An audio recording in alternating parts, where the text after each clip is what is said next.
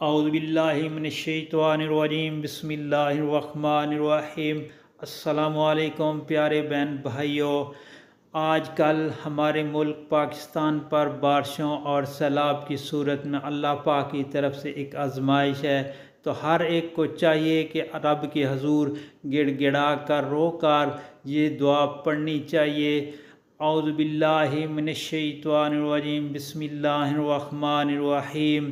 اللہم لا تقتلنا بعذابک ولا تہلکنا بعذابک وعافنا قبل ذالک۔ اے اللہ، تو اپنے غضب سے ہمیں نہ مار، اپنے عذاب کے ذریعے ہمیں ہلاک نہ کر، اور ایسے برے وقت کے آنے سے پہلے ہمیں بخش دے۔